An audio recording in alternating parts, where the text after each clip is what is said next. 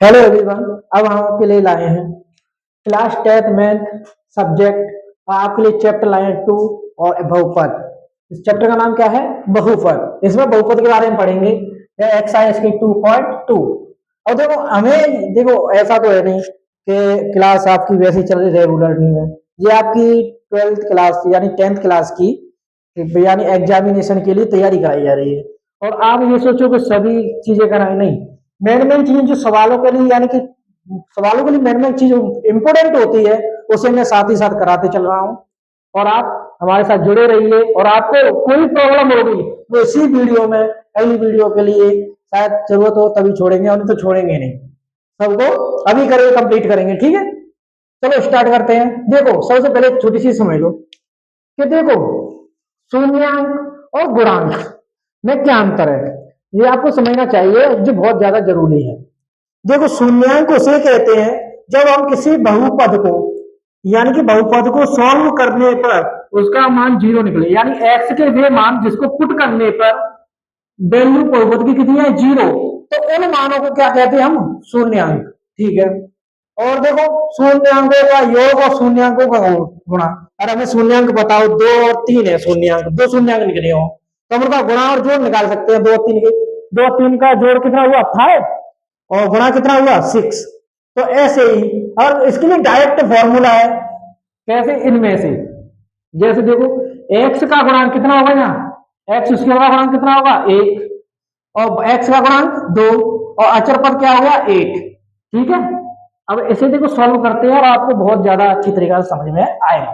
देखो अब इसको कैसे सॉल्व करेंगे। देखो इसे इक्वल के बराबर बाद में रखेंगे, ठीक है। अब ध्यान रखो, याद रखो कैसे करोगे। पहले आप इसे सेम लिखोगे और क्या करोगे, यहाँ लास्ट वाला पद यानी अचर पद और एक्स स्क्वायर वाले पद के सामने क्या है? 1। इनकी दोनों का क्या करना है? मल्टीप्लाई। मल्टीप्लाई कर दिया, आ गया कितना? 8। 8 बन जा 8 होता है। अब इसके क्या करेंगे? गुणनखंड।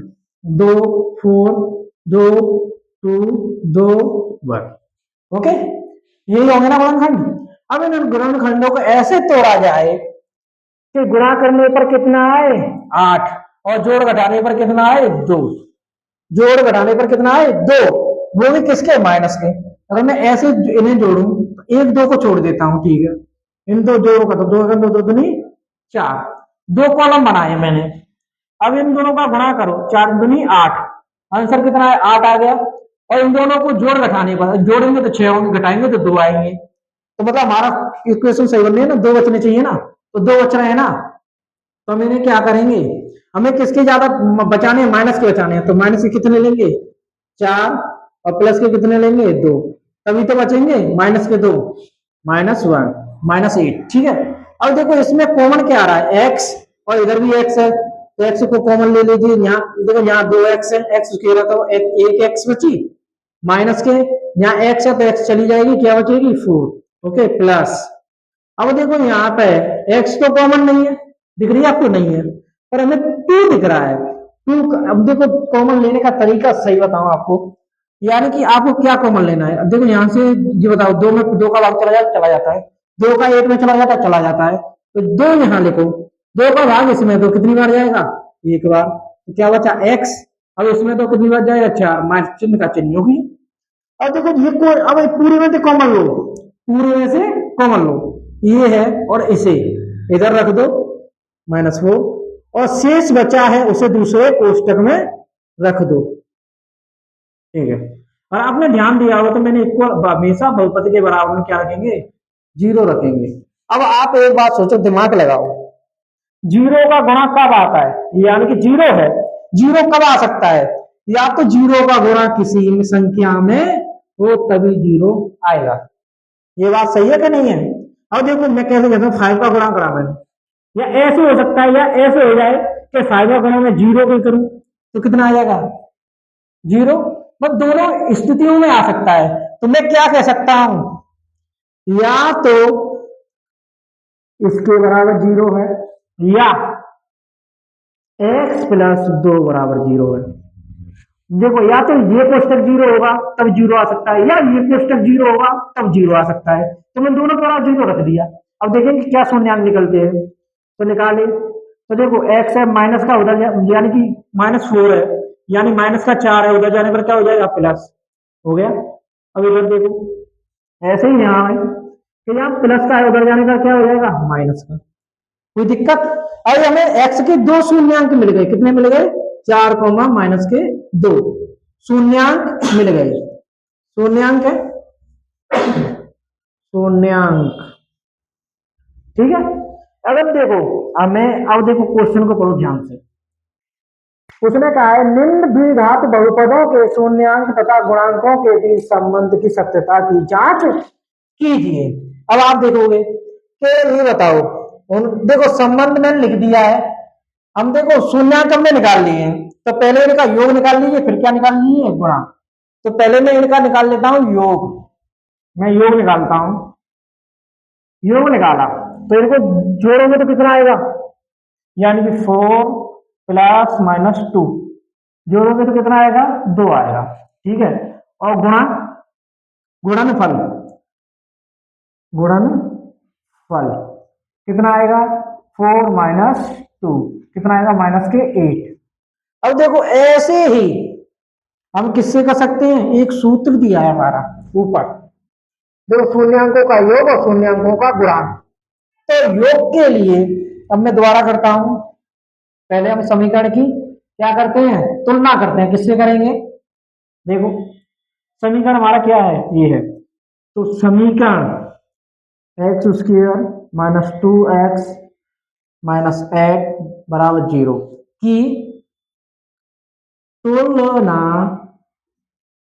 ax² प्लस ए नहीं यहाँ क्या आएगा bx माइनस के प्लस सी इक्वल 0 से करने पर।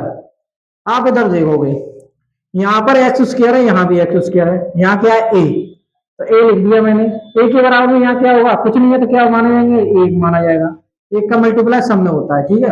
अब ऐसे देखो यहाँ x है यहाँ x है, हो गए, यहाँ v है पर यहाँ -2 है, तो b बराबर क्या हो जाएगा -2। अब देखो यहाँ c है यहाँ 8, तो c का मान कितना हो जाएगा -8, ठीक है। ये a क्या है x² का गुणांक, b क्या है x का गुणांक, c क्या है अचर पद। तो इसे हम कॉलम में लिखे, यानी अपने सूत्रों के रूप में x का गुणांक हमने किस रूप में लिया है, x का गुणांक कहाँ है ये रहा, तो b लिया है ना, तो इसे b लिखो और माइनस है तो माइनस लगा लो। अब इधर तो x² का गुणांक किससे लिया है हमने, x² गुणांक a है तो a लिख दो। अब ऐसे ही यहाँ अचर पद क्या है हमारा c, और x² का गुणांक क्या है हमारा अचर, यानी x² गुणांक क्या है a। अब इसे ही सूत्र को रखोगे तो देखो शून्यांकों का योग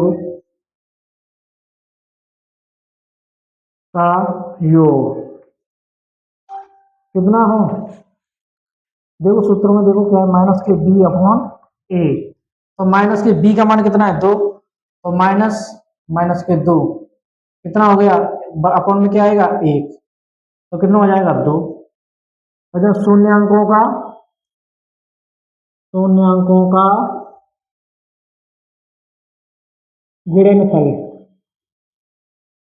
गुणनफल कितना होगा, देखो उसमें सूत्र में क्या दिया c/a, ठीक है। तो c कितना है -8 अपॉन कितना आ जाएगा 1, तो आंसर कितना आएगा 8 किसके माइनस के। अब इधर देखो हमने सूत्रों की सहायता से निकाले हैं शून्यांकों का योग और गुणनफल, और इधर हमने सॉल्व करके निकाले हैं। तो देखो योग कितना आया 2, और इधर कितना आया 2, गुणनफल कितना आया -8, और इधर भी क्या है -8। अतः हम इसे देखो कुछ भी लिख सकते हैं, हम अपनी भाषा में कुछ भी लिखें पर अर्थ वही निकलना चाहिए। अतः शून्यांकों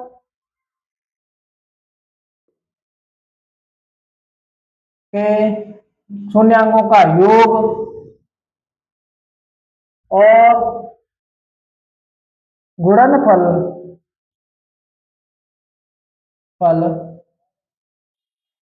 दोनों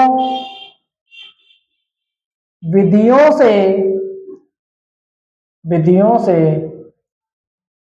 समान आया है।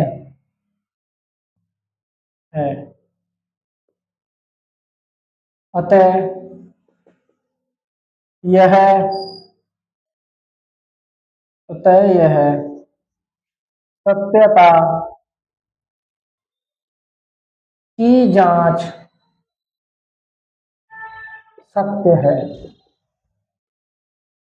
अब देखो, अब अगले क्वेश्चन पे आते हैं हम। ठीक है, चलो इसे नोट कर लेना। हेलो, अब देखते हैं हम अपना अगला क्वेश्चन। कौन से का है? पहला तो हमारा हो गया, इसे टिक कर लो। अब चलेगा कौन सा अगला क्वेश्चन? कौन सा चलेगा? दूसरा। दूसरा मैंने नोट कर लिया है। अब आपको क्या दिख रहा होगा? आप क्या कह रहे हो? 4 5 पे घात 2, 4 माइनस के और 5 प्लस 1। ऐसा नहीं है, ये आपका सिंबल है, किसका है? एस। अब देखो, पाई को तो हम ऐसा बना सकते हैं, पर एस को तो ऐसा ही बनाएंगे ना। तो इसीलिए आप ध्यान से रखना है कि 5 नहीं है, क्या है? एस है। क्या है? एस। देखो, देखो ध्यान से, इसे भी उसी तरह से सॉल्व करेंगे। इसीलिए मैंने इक्वेशन को सॉल्व यानी कि रफ नहीं किया है, इसीलिए मैं इसको सॉल्व करते हैं। कैसे करोगे?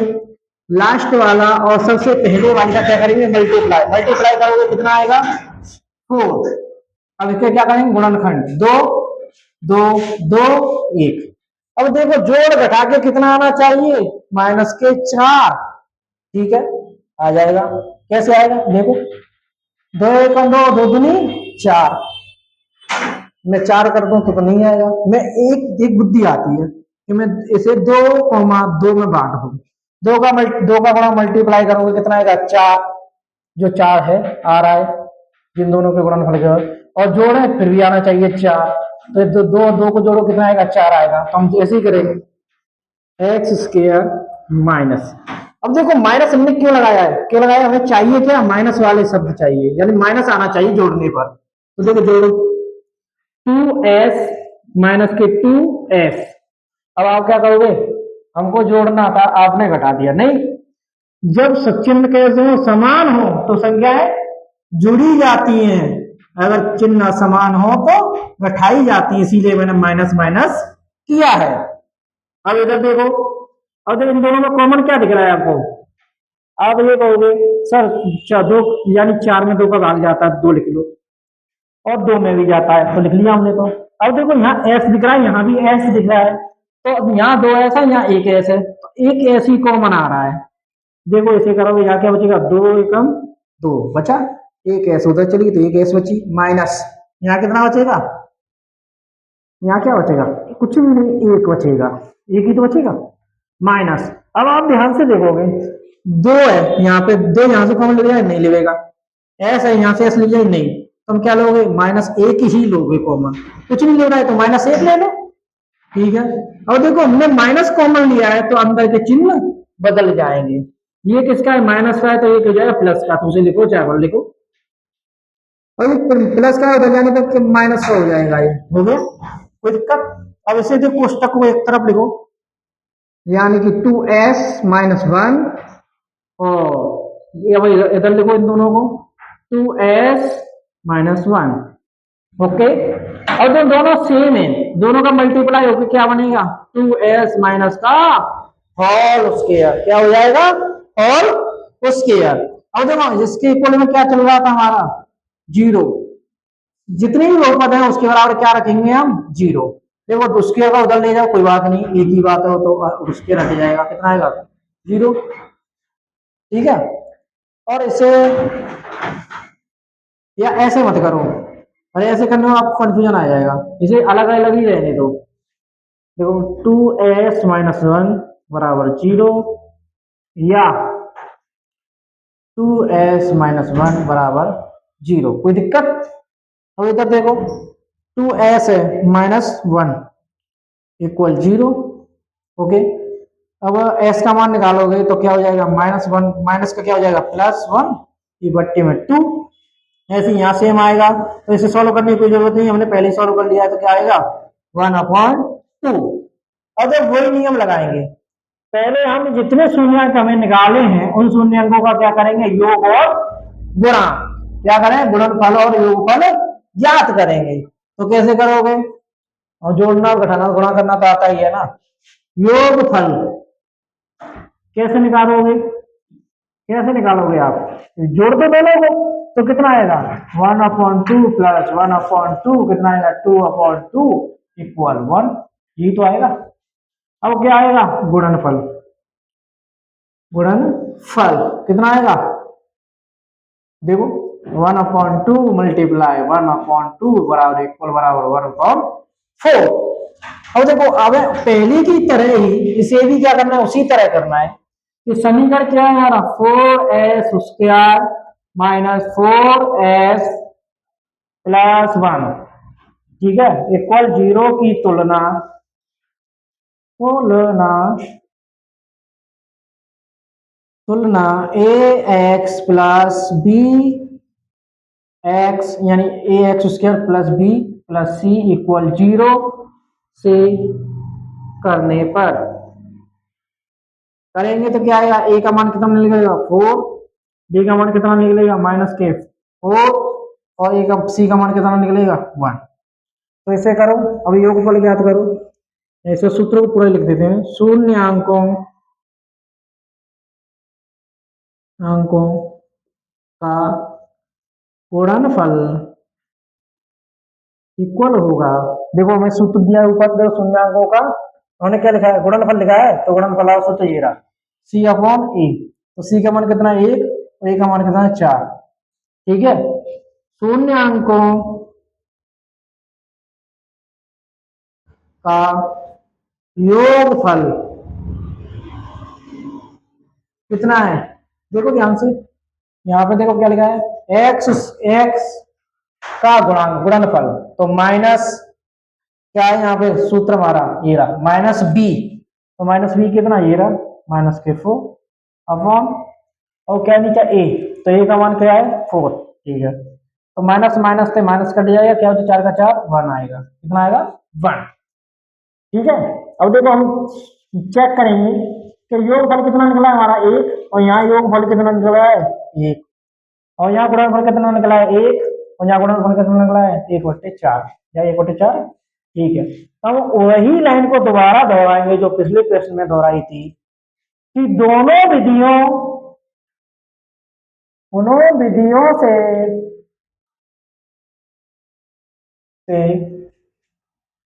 शून्य अंकों के गुणनफल व योगफल बराबर हैं,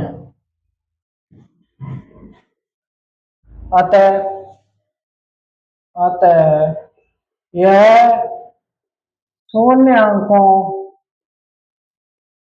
के बीच का संबंध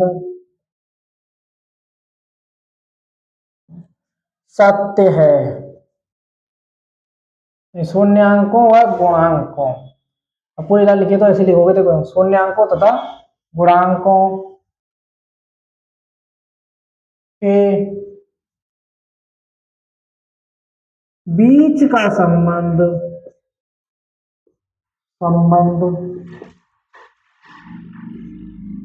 सत्य है। देखो अब हमने क्वेश्चन कंप्लीट कर लिया है, अब आप क्या करोगे इसका ऐसे नोट कीजिए और फिर आपको अगले क्वेश्चन कराया जाएगा, ठीक है।